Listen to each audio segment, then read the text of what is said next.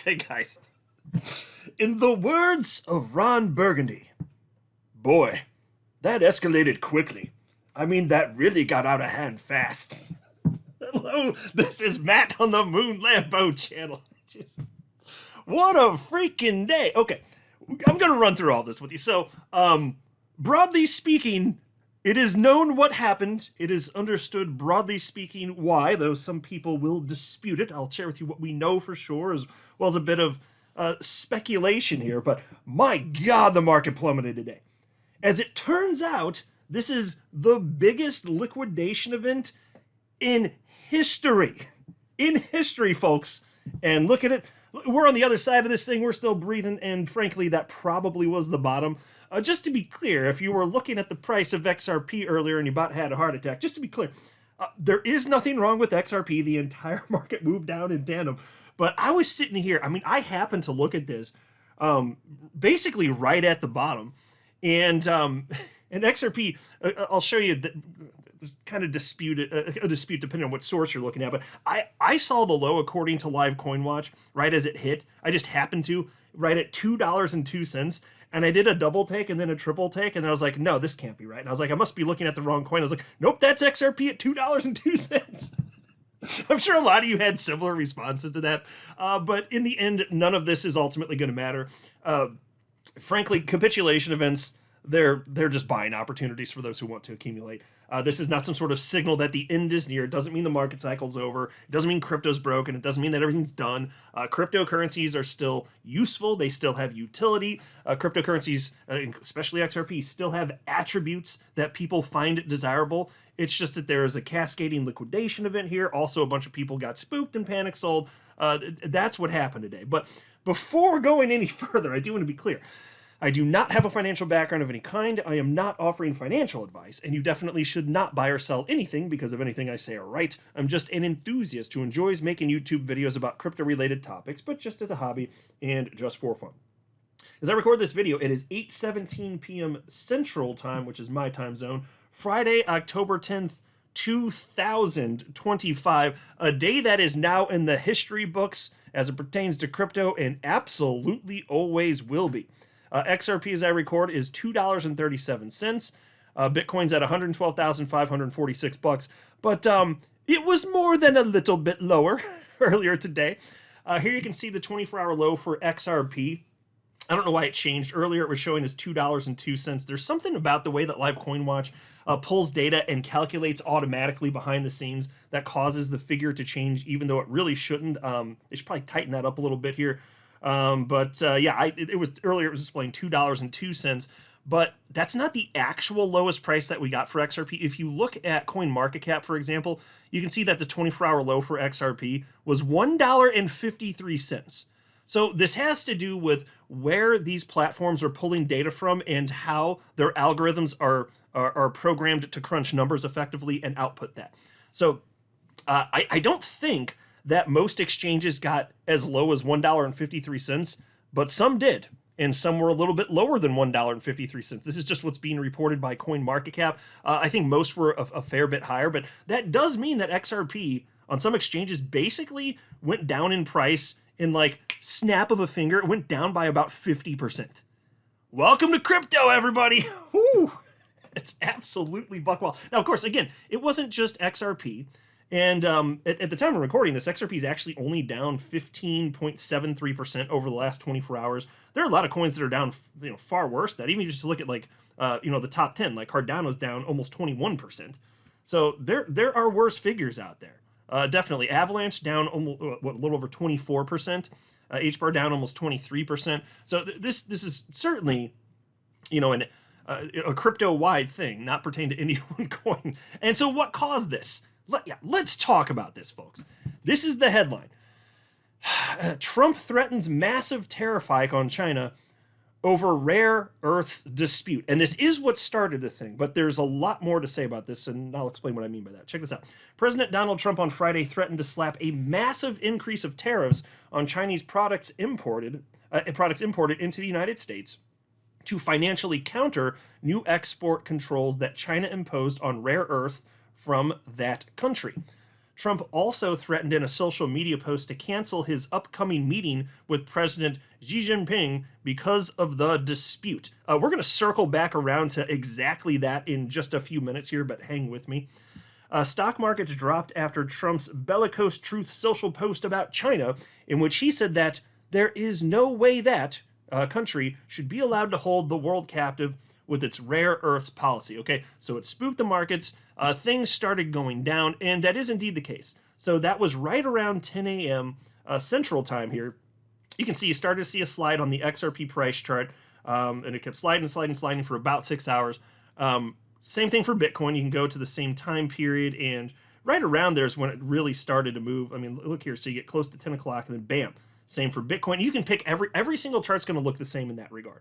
So it starts going down, it slides down, and the slide continues. And this is the interesting part. The slide continues for about 6 hours, and then it falls off a cliff.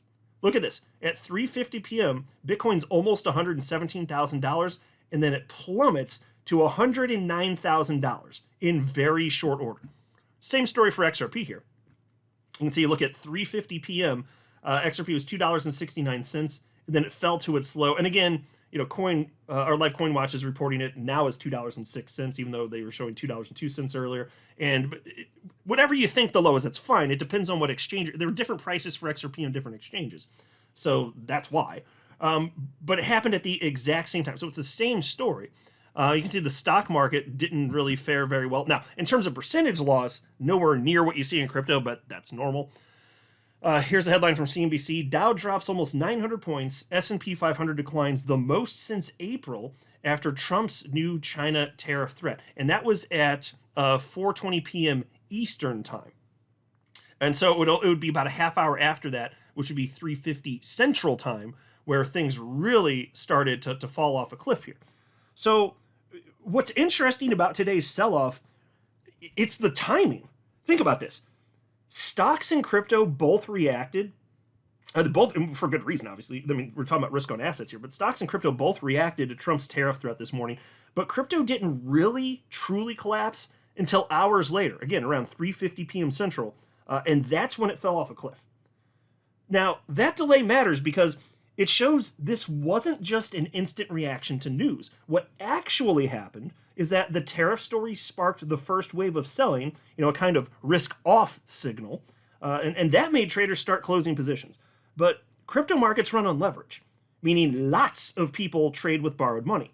So when prices started to slip, that leverage began working against them. So throughout the day, prices, I mean, like I showed you, I mean, they slowly bled, basically for like 6 hours after the news broke, and traders got nervous. And so then, as the afternoon wore on, a chain reaction started.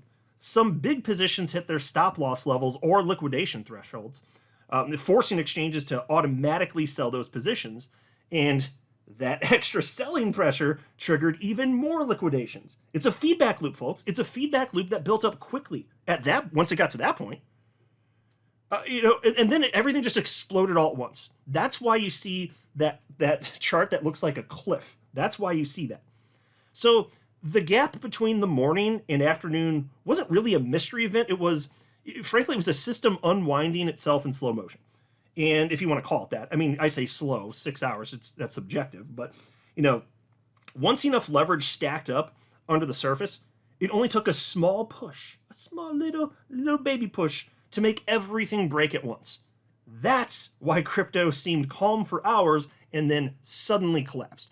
And of course, anytime you get an instance like this, you're going to get people delving into conspiracy theory land. You're going to get people screaming manipulation. And I'm not going to say that they're wrong. What I will say at this point is I've seen I've seen assertions stating that. I've seen no actual evidence to this point. But when something this big and this big happens and it's this quick to occur, I'm just going to say I'm open to the concept if anybody has any sort of actual proof. But outside of that, this is the type of thing that you would expect for an event of this magnitude. This was scary sounding tariff stuff, even though I know it sounds like April wants its narrative back, right? It sounds like that, but it was brought back from the dead. So here we are. And when you have something like that happen, yeah, you're going to see capitulation events. So maybe certain people knew certain things, and maybe there's an argument to be made for it actually being manipulation.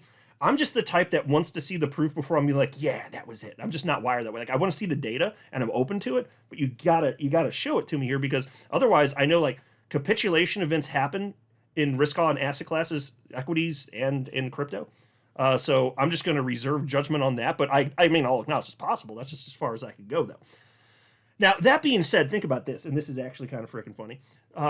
People, the liquidation, and also there are people panic selling. Very obviously, there's lots of people panic selling on top of all this. Did it make sense to? Remember, I told you I was going to circle back to something. Remember this right here from the CNBC article. This part reads: Trump also threatened in a social media post to cancel his upcoming meeting with Chinese President Xi Jinping because of the dispute. Okay, well, now look at this headline after the bloodbath in markets today. This is from 6:04 p.m. a couple hours ago from Reuters. Here's the headline: Trump says China trade move shocking. Xi meeting not canceled. So there you go. Threaten to cancel the meeting. Markets fall apart. People get liquidated. Net worths go down substantially. I mean, frankly, at its lowest, I probably lost like a third of my entire net worth today. I didn't crunch the numbers, but just kind of quickly thinking through it, I wouldn't be surprised if it's somewhere in that neighborhood. And it doesn't matter because it's just on paper. Like I didn't sell anything, obviously. And it doesn't matter. The market's going to keep trending up. So I know it doesn't matter. So I have zero fear, zero concern about this, quite literally. I've been in the market since 2017, never sold a single XRP. I've never cashed out to United States dollars. Market trends to the upside despite these events. I've been through tons of capitulation events. This is another one. But think about this. After all that, all the market bloodbath, then Trump's like, no, I didn't cancel the meeting. Jesus Christ, man. Jesus freaking Christ. It's hilarious. It's hilarious, but it's also stupid. And so many people were absolutely financially harmed today. As reported by Coin Bureau, look at this. This is seen 1.5 million times, and it was posted just a few hours ago.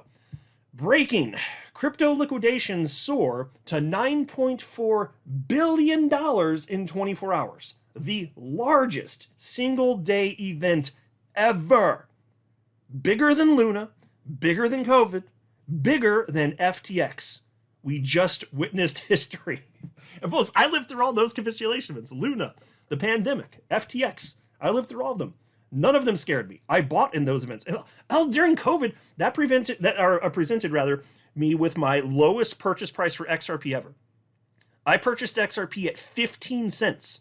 That's the cheapest I was ever able to purchase it, March of 2020. And I talked about it on my channel at the time. I was thrilled to have that opportunity. And yeah, my net worth was down like everybody else's was at the time, but it was an opportunity, okay? March of 2020.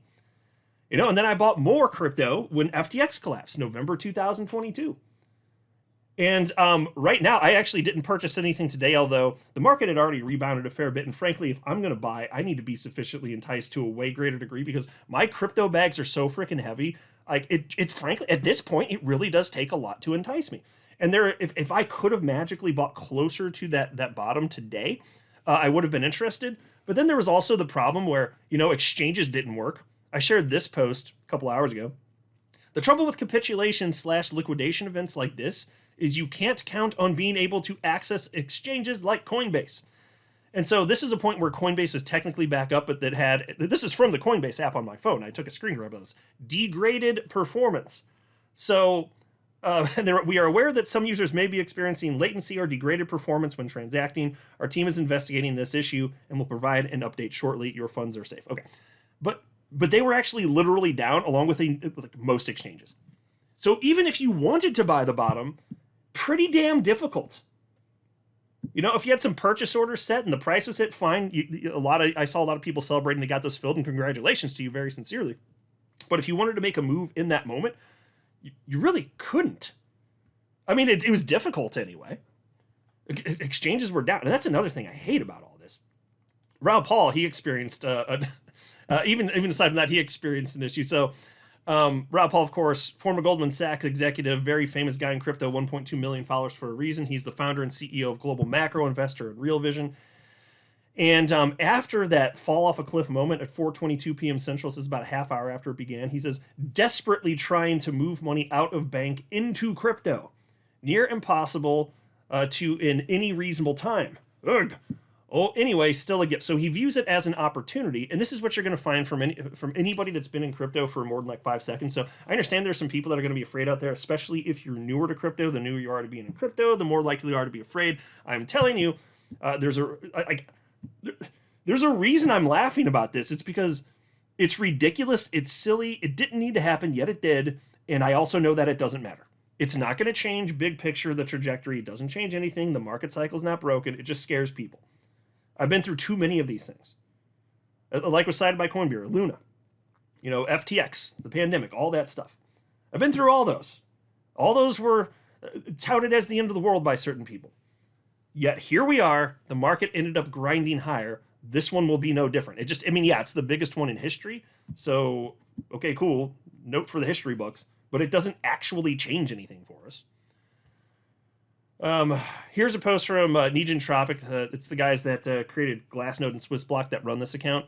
And they seem to be curious about the manipulation concept. And like I said, if you got evidence, I'm all ears. I really mean that. And maybe there is something to it. I'm not ruling it out. I'm just not ready to jump on that bandwagon because that's just not how I'm wired by nature. If I'm going to believe something, then I need some form of evidence here because I also know these types of things can just happen for actual reasons, and it's not always manipulation, But he said here, a biggest market manipulation event of the cycle. This is why you don't over-lever.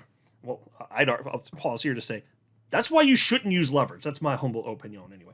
But then they wrote here, this is likely going to be undone by beginning of next week. Yeah, and so that's my suspicion as well. I don't know what the timeline's going to be, mind you, but I think sooner rather than later, you're going to see prices roughly back to where they were before this happened. Probably sooner than later, but it's going to happen.